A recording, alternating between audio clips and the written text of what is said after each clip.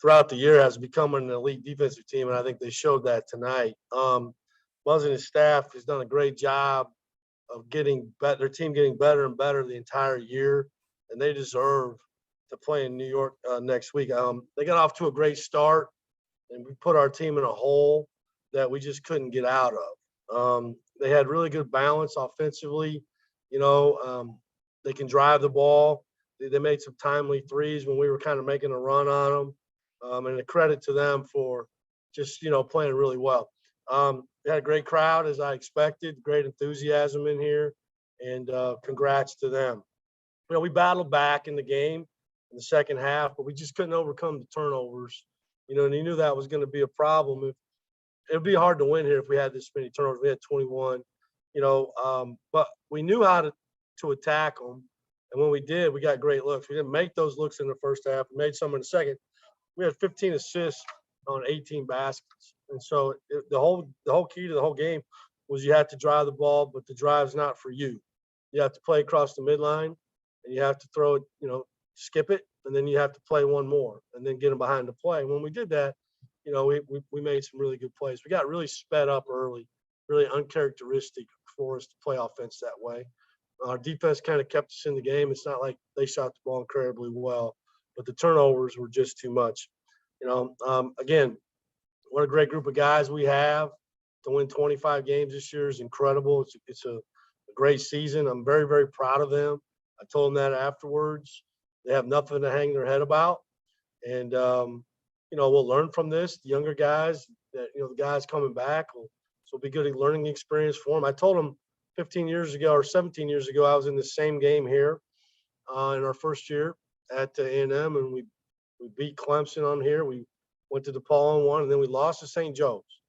And it was an emotional game that we got beat right at the end. And then, the next year we went to the NCAA tournament. We beat Syracuse, and then we lost to LSU on a buzzer beater, and they ended up going to the Final Four. And so we've got great momentum with our program, and I'm excited for the future. I'll open it up for questions.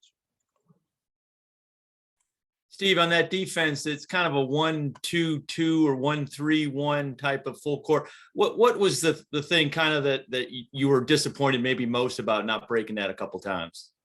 Oh, I mean, just getting the guys in the right places, taking on the trap. We've seen it a lot this year, and we've handled it. This is the same thing that VCU did to us. I mean, it's just a matter of taking on the trap, throwing out of it, and attack. And we just were sloppy with it. You got to want the ball. You got to want to embrace pressure, take on two, throw out of it, swing it, and attack. And when we did, we were pretty good. When we didn't, we weren't. And we made some uncharacteristic plays, that we don't typically make. We're going to turn the ball over, but maybe not the blatant ones that we had. I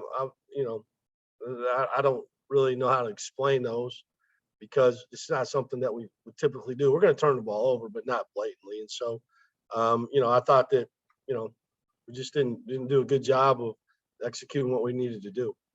Steve, among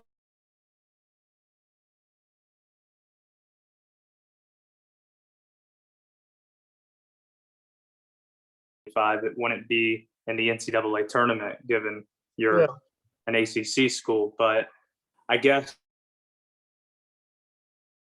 what you described to be a great team, a great season, even though the 25 wins NCAA tournament appearance.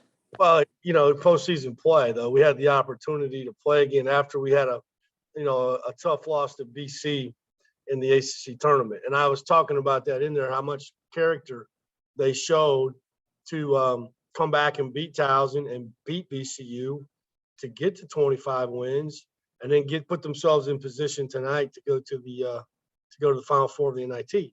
That's what I'll remember, and I'm not going to remember the bad plays or the lack of execution. I remember all the good things with these guys because they deserve it. They brought respect back to our program, and I'm very proud of them. And so, I think the bouncing back in life through adversity is a great lesson, and they did it. It could have easily just said, all right, we're done, shut it down, lose to BC, lose to Towson, and that's the end of the season. But they did it. They kept fighting and they kept fighting. They came in here and played a really good team that I ain't got beat. And so it happens, and we now we have time to reflect. And I told them to hold their head high. Nobody's more proud of them than I am. And I think they're a great group of guys that represent Wake Forest as best as anybody can on and off the court. Steve, how well received was that message that you just gave them, or is it too fresh at this point for that to really sink in? It's probably a little too fresh, Connor. I think there's disappointment and tears, which when something's really important to you and it means something, that's what happens. And I understand that. And I'm sure they'll have take some time for them to reflect on it and look back to what a special, what a great season that they had, and they did. And I'm not going to sit here and say that they didn't, because they did. And I know our fans feel that way. There's always the 1%ers out there that are going to whatever. And, you just block out the noise and you keep moving forward. And we have a lot of positive momentum in our program. I mean, look how hard Londa's played tonight. I mean, I thought he played, he passed the ball so well. We just didn't make the shots when he made those passes, and he gave up the ball when he had to, and then he scored when he had to. And I thought he played great.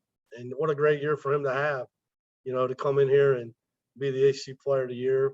I'm real happy for him and Dallas and Davian and Isaiah, Dean, and the rest of the young guys. And we got a great future ahead of us.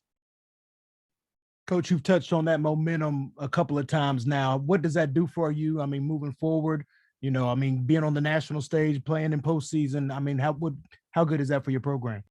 Oh, I think it can't hurt. It helps us, creating more of the narrative of turning this program around.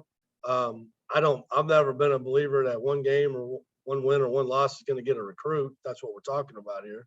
I don't think that's going to do it. I think what it does is the body of work and the stats and the numbers and the style of play. Now we have all kinds of examples, positive examples of what we can do here, and that'll help us a lot. And getting in postseason play, more exposure on television, more you play on TV, the better. Because it's a powerful recruiting tool. And so that's the message that we'll have moving forward. Steve, what's the next steps forward? What does the next month or so look like for you and the staff as you start to, I guess, work on 2022-23? Yeah, we got to take some time off. The players do. It's a long season. We started on June 8th or whatever it was. I don't remember, but we had 160 practices. That's not counting games and pregame practice. So we're over 200. They need to get back to being a student, only. As a staff, we need to decompress a little bit. And then I think, we'll get together probably next week and have some individual meetings. And then I'm sure our whole staff will go to the Final Four. Some will, some won't. It's not mandatory. And then the following weekend, I think, is the first open period in recruiting, and so we'll be out recruiting. We'll have to meet with our players and address, the needs of what we need. And no matter who's coming, no matter what happens, we know some things, some holes we got to fill. And so we'll get to work on that and work, continue to recruit and continue to help our players get better. I think that's important, but they need some time off right now. It's a really long season, and they're tired. Steve, following up on that, how much different do you hope this offseason looks versus last offseason? Well, I don't want to sign 9 players. I'd be really disappointed if that was the case. I think I really like the future of our program. I feel really bad. Matt sprained his MCL on Monday in practice, and, he's going to be out for a little bit, but he's going to be fine. And, I think the future is really bright, with our young guys. We got some seniors that, we've talked about that have the decision to make. We can have that conversation now. And, we'll move forward with a plan. And I'm sure Jake will have to make a decision on, if he wants to explore his options in the NBA. And we'll do all that as a staff and as a family and make the best decisions for them and for our program, moving forward. And ultimately, that's what we'll do is I'll make the best decisions that's best for our program. Steve, what are you most proud of this season? Man, I don't know. A lot of things. Really proud of the way they played together. A bunch of new guys having tremendous chemistry.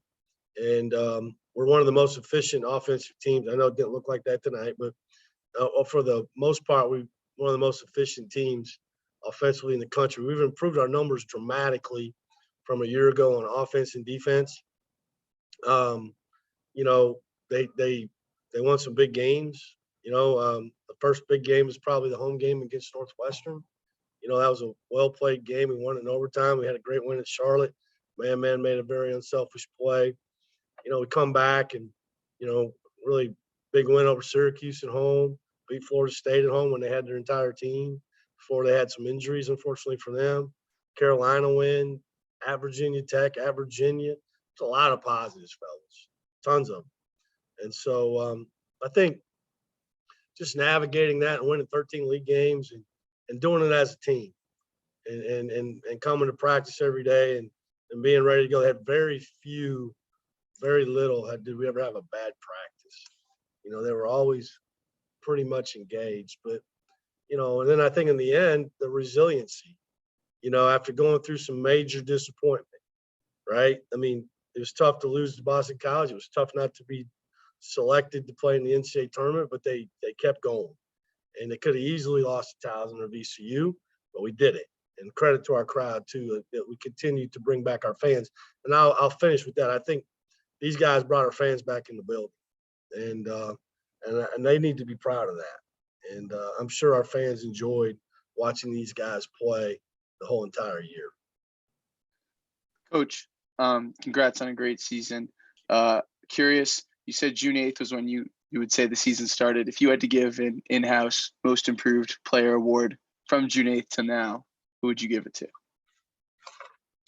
Wow. I don't know. You put me on the spot there. You can give me up to 3. I'll take. Up 3. I think Zay really improved, you know, from last year.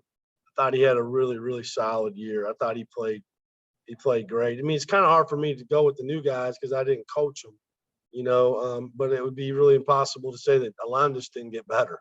I mean, his numbers are off the charts. You know, I thought he come from where he came into to where he finished. You know, he really provided in the end Dallas. You know, Dallas was awesome. He had double digits again tonight. He had double. I mean, he played a lot of minutes the whole season after having like 2 or 3 ACLs before he came here. And so I'd say those guys probably off the top of my head would probably fall into that. And then you mentioned maybe going to the Final Four. I'm curious if you have any other vacations lined up, a little getaway from basketball. Yeah. My wife and I purchased a condo in Destin, and so we love it down there. I used to coach down there. And so that's for her, not me. That's her a reward for being married to me for 33 years. That's not a fun thing. And so she deserves it. And so I'm sure I'll get a chance to hopefully join her once in a while down there and be on the Emerald Coast and then get ready for another year. You know, it'll be here quickly. You know, June will start back over, and you know, there's some functions that we do, speaking and things like that in May and June that we'll have to do. I've got 3 graduations to attend in my own personal family. And so my son's graduating, Jonathan from high school. He's going to be, don't hold it against me, he's going to be at Tennessee ball, but good for him. You know, he's happy his friends go there. And so there's a lot of things, and it's time to do that a little bit, right? To get back to a quote unquote normal existence, you know, but we got some work to do. All right, Coach, we'll let you go. Thanks so much. Thank you. Thanks for your time, Steve, all season. Isaiah Musius will open the floor to questions. Zay, you're the one guy who was here when the previous staff was. What has this season meant to you as someone who never played postseason basketball prior to it? I mean, it means so much, you know, having the opportunity to even be able to play, you know, after, you know, March, whenever our last home game was, or our last ACC tournament game, you know, it was special for me, regardless if it was going to be an NCAA tournament or the NIT.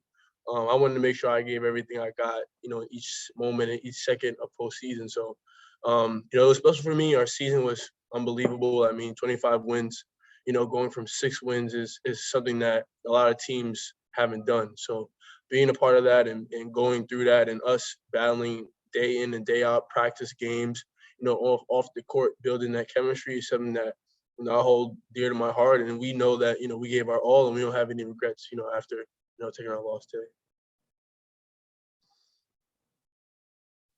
Isaiah, what was the feeling in that first half? You guys, I think, were 4 for 27 with 12 turnovers. Was it just kind of how could this get any worse feeling? Yeah, I mean, it was like, shoot, the ball wasn't hitting going into the hoop. I mean, it felt like we couldn't even throw a rock into the ocean at times. And it was on both ends. I mean, they weren't hitting. They were only really getting a lot of points off our turnovers, and us not hitting shots. And I mean, we're getting really, really great looks, right? I mean, we were sticking to our game plan of attacking the basket, kicking out the guys, and forcing the help to come over. We just didn't hit tough shots, and I think that put us into a little bit of a hole. We started to hit shots in the second half, and I think that helped us, but the hole was too deep, going into the second half, and I think that cost us a little bit going forward.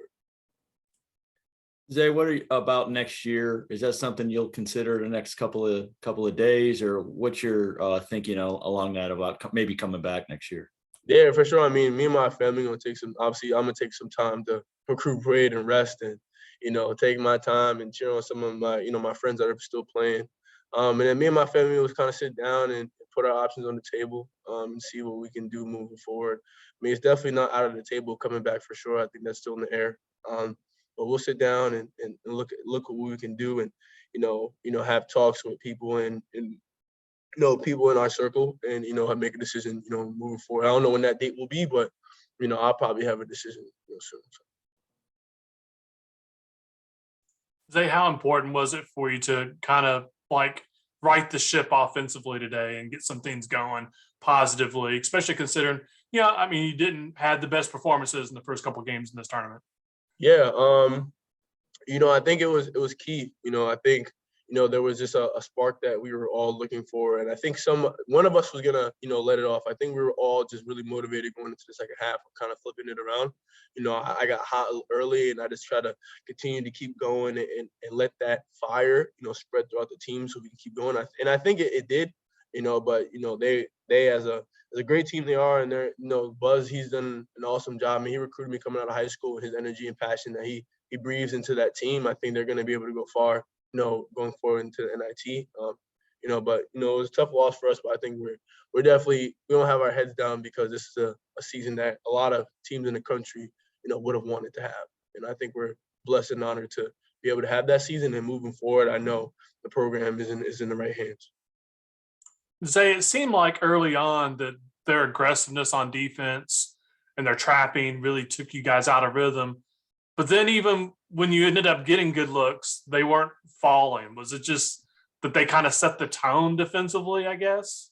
Yeah, I think we sped ourselves up. I mean, we were getting so many good looks, and I think, once you get kind of late into the shot clock and you don't want to turn the ball over now, when the ball gets into your hands, you're not taking your time, right? Rather than, everything's speeding up, so your shot is sped up.